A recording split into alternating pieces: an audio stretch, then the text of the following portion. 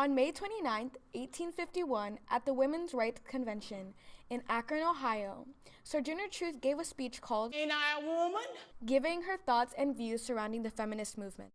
"Nobody ever helps me in the carriages or over mud puddles or gives me in the best place. Ain't I a woman?" During her Ain't I a Woman speech, Sojourner Truth addressed how women, theoretically, should receive the same rights as men regardless of race. Even though this was the ideology, it was not put into practice among the Caucasian women of the first feminist movement. So many conventions, but not one single invitation went out to black women. According to an article by American Civil Liberties Union, women from across the country gathered at the convention.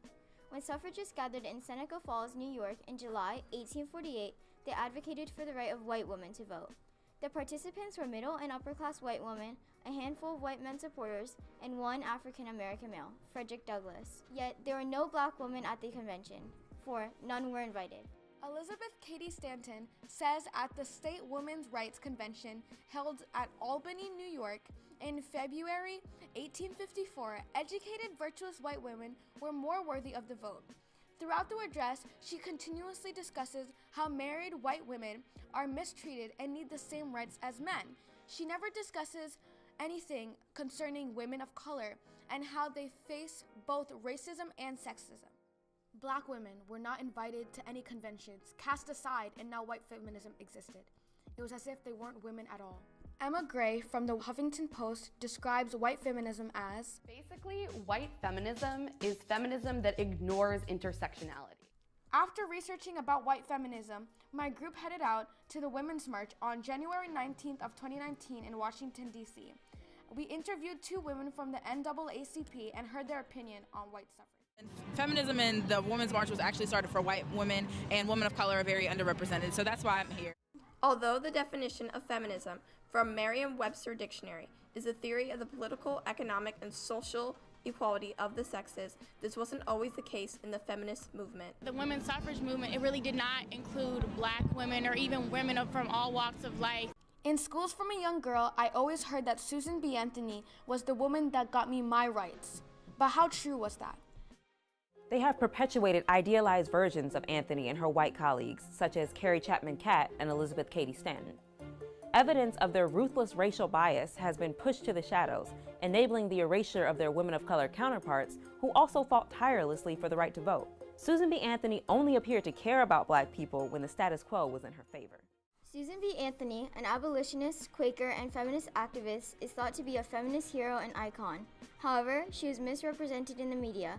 Instead, she showed racist tendencies towards women of color. An example of this would be when Susan B. Anthony says in a meeting with Frederick Douglass in 1866, "I will cut off my right arm before I will ever work or demand the ballot for the Negro and not the woman." Saying this stirred tensions and problems arose between black and white feminists, including Ida B. Wells. The 15th Amendment of 1870 gave African American men the right to vote.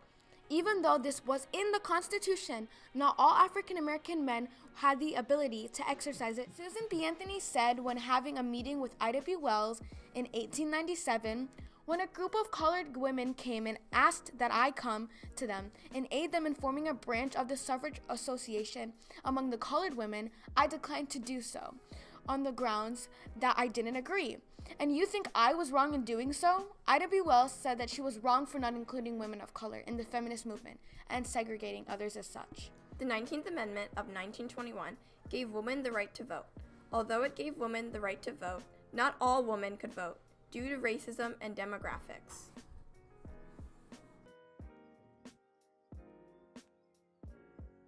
The Voting Rights Act of 1965 did not grant the right to vote.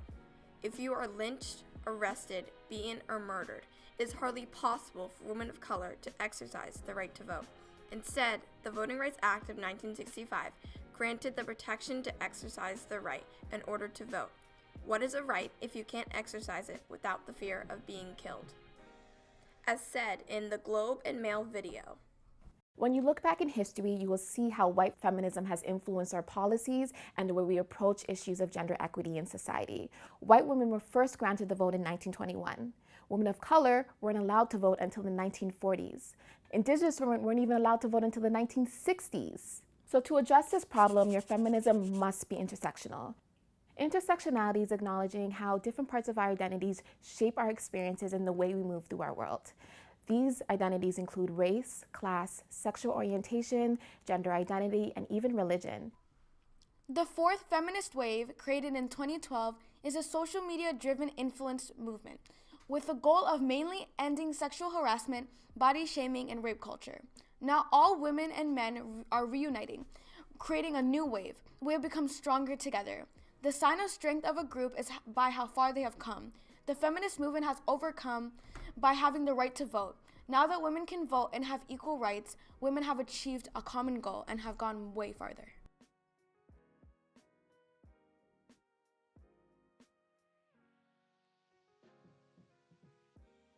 If Caucasian women didn't exclude women of color, the United States and the first feminist wave would have pursued the true goal and definition of feminism: equality for all sexes. As said by Jamie Turner, White women are at fault, but I feel like a lot of other people play a part in it. the feminist movement was and still is a turning point in history. It changed our ideology of women throughout the years. However, we cannot deny the many flaws in this movement. Now, women of color are fighting for life or death situations, whether it is the fear of being deported, shootings of young Black Americans, lower minimum wages than Caucasian women, trying not to be seen as terrorists, to not be targeted by hate groups or racism, and to practice their religion without persecution. Women have made history by taking over the seats in the House of Representatives, creating an influential #MeToo movement, and advocating to end all sexual violations for peoples. As said in the Globe and Mail video, I haven't fully felt comfortable within or as being titled a feminist. Feminism has a history of being racist, as well as a history of being very exclusionary to people of different sexual identities, people of different classes, and people of different ethnicities. So the reason why I now call myself a feminist is because I want to disrupt that space.